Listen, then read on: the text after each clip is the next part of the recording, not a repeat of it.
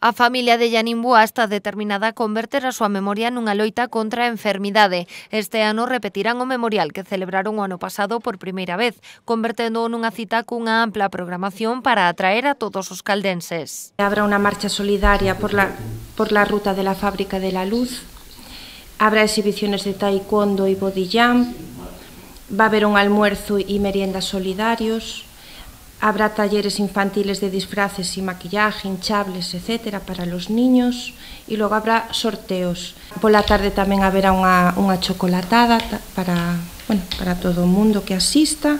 A marcha solidaria pola ruta da Fábrica da Luz será unha das actividades estrela. A inscrición ten un custo de 2 euros e a día de hoxe xa hai máis de 100 persoas inscritas. A organización tamén vende camisetas por 6 euros. Todo o recadado destinarase á Asociación Española contra o Cancro de Pontevedra. Tuve a fortuna de conocer perfectamente a Llanín, entre outras cousas porque foi incluso alumna, e o certo é que adornaban todos os valores en todos os sentidos, como estudiante e como persona e como veciña.